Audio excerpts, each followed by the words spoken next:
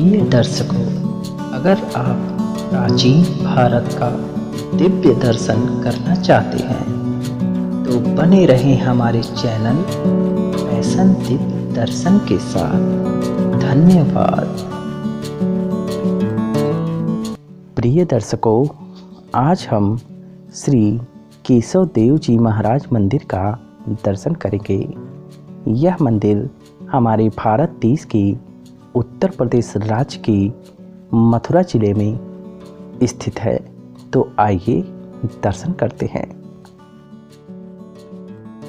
भगवान श्री कृष्ण जन्मस्थली के पास स्थित श्री केशव देव जी महाराज मंदिर बेहद पवित्र, प्राचीन और दिव्य स्थान माना जाता है। जो ब्रह्मा विष्णु शिव का ईश्वर है उसको केशव देव कहा जाता है। सर्वेषां केशं नाशयति, जो सबका केश नाश करे उसको केशव कहा जाता है। केशव देव जी ने केसी नामक राक्षस का वध किया था। यही कारण है कि इनका नाम केशव देव पड़ गया। यह केसी राक्षस पूर्व जन्म में हयासुर राक्षस था। केशव का अर्थ है ब्रह्मा, विष्णु एवं शिव। केशव देव जी से उत्पन्न हुई थी 4 संप्रदाय। भगवान श्री केशव देव जी के साथ श्री लक्ष्मी, ब्रह्मा, रुद्र, सनकादित्य विराजमान थे। उस समय भगवान श्री केशव देव जी बोले, भक्तों को मेरे पास तक कौन लाएगा? जिस माध्यम से लाया जाएगा उसको संप्रदाय कहा जाएगा। गुरु मंत्र पद्धति से जो भी श्री केशव देव जी तक पहुंचा दे, श्री देवी लक्ष्मी, ब्रह्मा, शिव, सनकादित्य बोले, हे भगवान, हम गुरु मंत्र पद्धति से भक्तों को आप तक मिलाने की सेवा करेंगे। भगवान श्री राम ने जब लंका विजय के बाद विभीषण को श्री लक्ष्मण हनुमान के द्वारा राज्य अभिषेक कराया, उसी समय विभीषण ने श्री राम जी को लंका की राजधानी में भीतर आने के लिए कहा, परंतु माता कैकेयी की शर्त के अनुसार राम जी लंका में भीतर नहीं गए। तापस वेश विशेष उदासी, 14 वर्ष राम वनवासी। भगवान श्री राम सीता माता के साथ अयोध्या के लिए पुष्पक विमान से आए। विभीषण के राजा बनने के पश्चात कुछ वर्ष के बाद लुकासुर नामक एक दैत्य ने लंका के ऊपर आक्रमण किया और विभीषण को राज सिंहासन से निकाल दिया। भक्त विभीषण की करुण पुकार को सुनकर पुष्पक विमान से भगवान श्री राम, देवी सीता, लव कुश के साथ लंका में पहुंचे। भगवान श्री राम की आज्ञा से माता सीता ने भयंकर रूप धारण करके लुकासुर दैत्य का वध किया। उसी समय भक्त विभीषण ने कहा, हे भगवान, उस समय माता पिता के वचन के कारण आप लंका की राजधानी में नहीं गए। अब की बार चलिए। भगवान श्री सीताराम ने जब लंका की राजधानी में प्रवेश किया, तब विभीषण ने लंका की सारी संपत्ति श्री राम के चरणों में समर्पित की। भगवान श्री राम विभीषण को बोले, यह मेरी संपत्ति है, लेकिन अब आप इसका भोग करें। मैं केवल यह कपिल केशव मूर्ति को ले जा रहा हूँ। विभीषण ने कपिल केशव मूर्ति को भगवान श्री राम जी को सौंप दिया, जिसकी रावण पूजा किया करता था। तदा कपिल केशव मूर्ति रावण पूजिताम रामस्ताम रुचियामास सोपसी रामाय तान ददो। उसी मूर्ति को भगवान कपिल ने अपने मानसिक ध्यान पूजा द्वारा बनाया था। स्वर्ग के कल्याण के लिए पहले इंद्र को दिया। मनसा कपिले नयपुरा मूर्ति विनिमृता चीरकाल तमारध्य लब्धा मधेवता तुया। रावण इंद्र को पराजित करके इस केशव देव की प्रतिमा को लंका में लाकर पूजा किया करता था। आज श्री राम जी ने उसी श्री केशव देव जी के श्री विग्रह की लंका से लाकर अयोध्या में लाकर पूजा की। एक समय में शत्रुघ्न के आग्रह पर इस केशव देव की प्रतिमा को शत्रुघ्न को दे दिया था।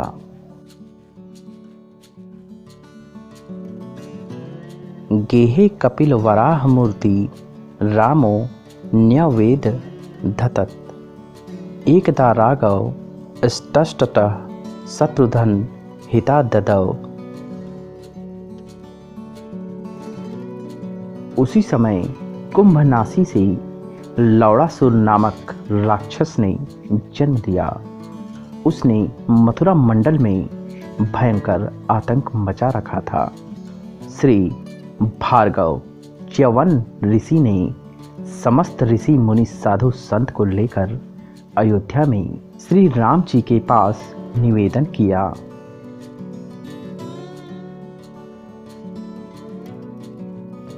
भगवान श्री राम सारी बात सुनकर शत्रुघ्न को बोले, आप वहां जाओ और उसका अंत करो, वहां की पूजा का पालन करो। शत्रुघ्न जी बोले, हे महाराज, मुझे अपने चरण की सेवा से दूर मत कीजिए। शत्रुघ्न के प्रेम को देखकर भगवान की गोद में बिठाकर केश को सूंघा और बोले, और अपना पुत्र सुबाहु को मथुरा का राजा बनाइए, युद्ध केतु का विदिशा नगर का राजा बनाइए। लौड़ासुर के पास शिव जी के द्वारा दिया गया त्रिशूल है, उनके उसी त्रिशूल से शत्रु को भस्म कर सकते हैं।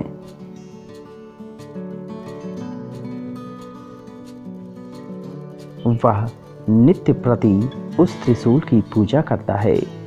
उस त्रिशूल को रखकर वन में शिकार के लिए जाता है। भगवान श्री राम ने एक बाण लिया जिसमें राम नाम लिखा हुआ था। भगवान श्री राम बोले, इस बाण से एक रेखा खींच लेना, उसके बाद हाथ से बाण को लेकर रहना। तुम उस रेखा के भीतर जा सकते हो, परंतु लौड़ासुर नहीं जा पाएगा, और रेखा के बाहर लौड़ासुर के साथ युद्ध करना। इस प्रकार शत्रुघ्न ने श्री राम से आशीर्वाद प्राप्त कर सेना, हाथी, घोड़ा, रथ के साथ शत्रुघ्न ने मथुरा में आकर ऐसा ही किया। श्री राम जी के बोलने के अनुसार लौड़ासुर अंत के बाद शत्रुघ्न ने सुबाहु को मथुरापुरी का राजा बनाया। मथुरापुरी का आगरा दरवाजा को आगरा नगर बनाया। युद्ध केतु को विदिशा का राजा बनाकर पुनः मथुरा आए और श्री कपिल केशव मूर्ति की स्थापना की तथा कटी हुई रेखा के भीतर की ओर वही जिसको अब केशव कटरा के नाम से जाना जाता है। आज भी मथुरा में यह मूर्ति विद्यमान है। इसके बाद शत्रुघ्न जी ने सेना के साथ राम जी के पास अयोध्या में आए और वहां पहुंचकर मथुरा के सभी समाचार सुनाए। भगवान श्री केशव देव जी चतुर्भुजी हैं। शंख, चक्र, गदा, कमल चारों हाथ में धारण किए हुए हैं। चरण कमल में भगवान का अष्ट पार्षद है। पृष्ठ भाग में दोनों कंधों के ऊपर श्री देवी और भूदेवी विराजमान हैं। श्री विग्रह के चारों ओर केशव देव के 24 अवतारों के प्रतिचिन्ह हैं और गिनती में 27 प्रतिचिन्ह हैं।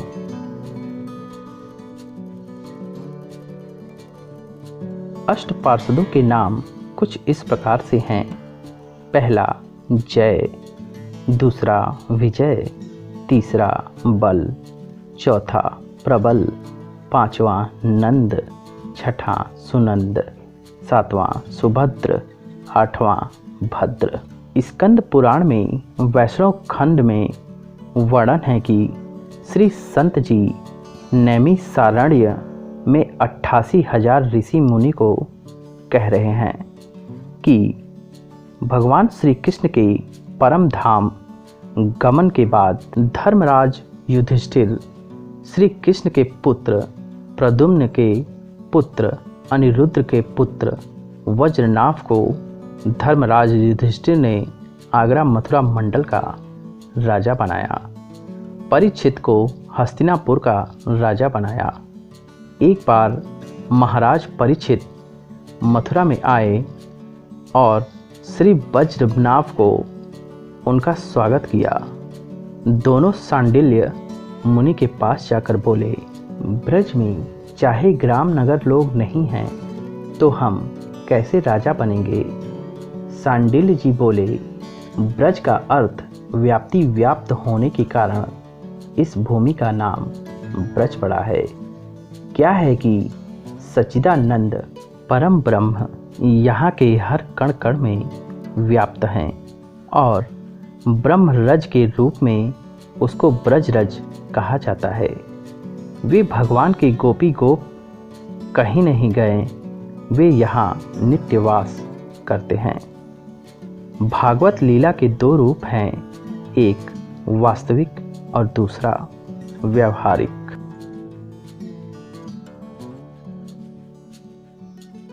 व्यवहार में वह दिखाई नहीं देती, परंतु वास्तव में भगवान श्री कृष्ण, उनके भक्त गोपी गोप यहाँ सर्वदा विराजमान हैं। 28 द्वापर युग के अंतर में भगवान के साथ समस्त जो भगवान के नित्य अंतरंग पार्षद हैं, उनसे भगवान का भी वियोग नहीं होता है।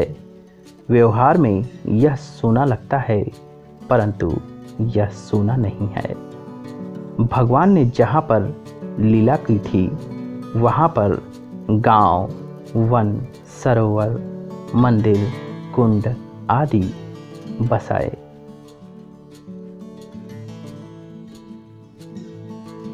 गोवर्धन, दीर्घपुर, डीग, मथुरा, महावन, गोकुल, नंदगांव, बरसाना आदि में तुमको अपने लिए छावनी बनवानी चाहिए।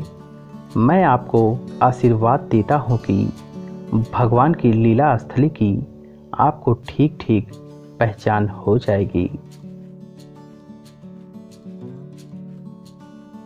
आप कुसुम सरोवर के पास संकीर्तन करो, वहाँ के वनों में उद्धव जी प्रकट होकर आपको दर्शन देंगे।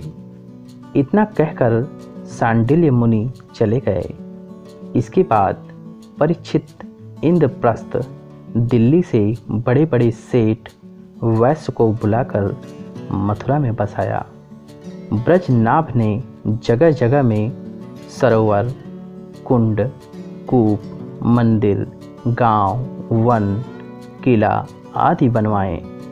सूत जी कहते हैं कि भगवान श्री कृष्ण की रानियां कृष्ण के वियोग में दुखी थीं। केवल कालिंदी प्रसन्न थी। कालिंदी के पूछने पर कालिंदी जी ने कहा, अपने आत्मा में ही रमण करने के कारण भगवान श्री कृष्ण आत्मा राम कहलाते हैं। उनकी आत्मा श्री राधा जी हैं, उनकी दासी होने के कारण विरह मुझे स्पर्श नहीं करती है।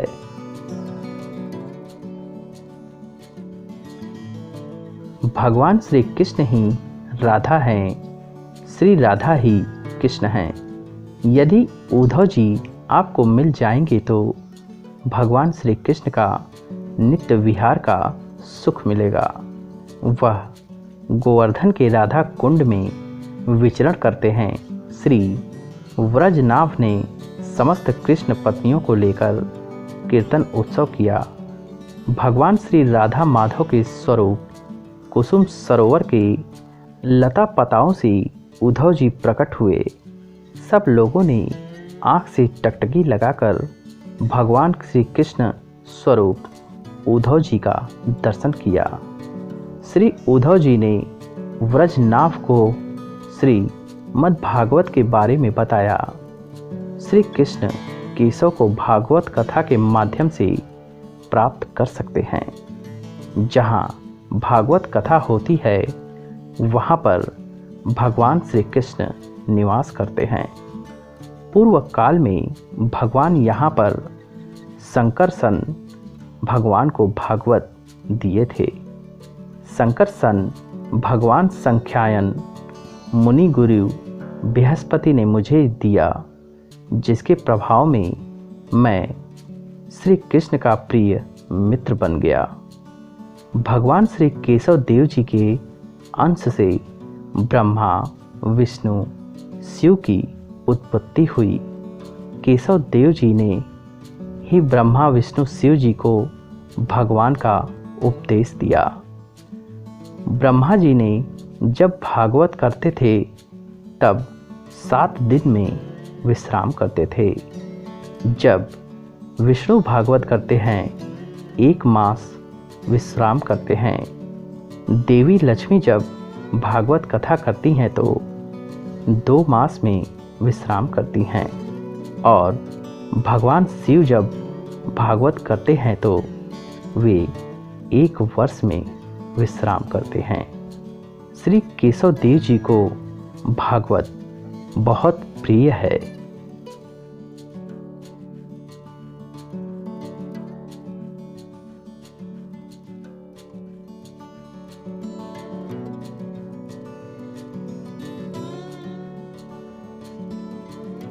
श्री केशव देव मंदिर के समानांतर ही श्री हनुमान मंदिर भी उपस्थित है, जहां महाबली हनुमान जी की बेहद अद्भुत प्रतिमा और साथ साथ भगवान राम, सीता और लक्ष्मण जी की बेहद खूबसूरत दिव्य प्रतिमाएं उपस्थित हैं।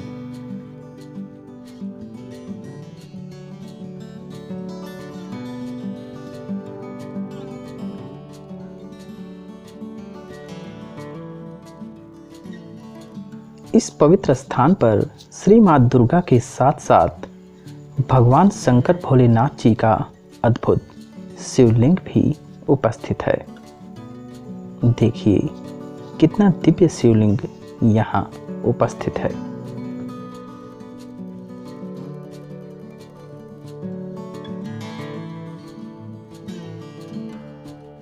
यहाँ भगवान श्री राम, सीता और लक्ष्मण जी के साथ साथ श्री हनुमान जी की कितनी दिव्य प्रतिमा उपस्थित है।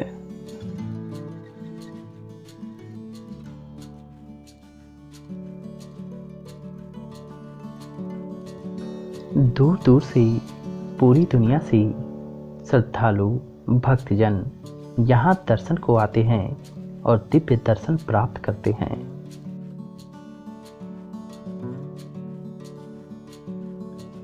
इस दिव्य मंदिर का संपूर्ण वातावरण बेहद शांतिमय और आनंदमयी है।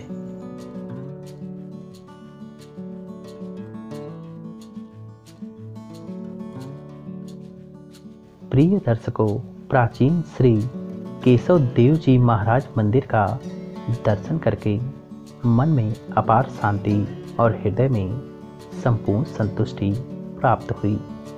आप भी यहाँ दर्शन को आएं और दिव्य दर्शन करके मन में अपार शांति और हृदय में संपूर्ण संतुष्टि को प्राप्त करें।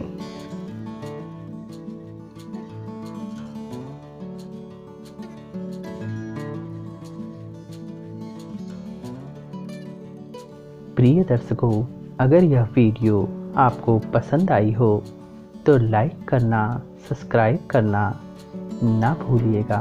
धन्यवाद आपकी प्यार भरी सहयोग के लिए।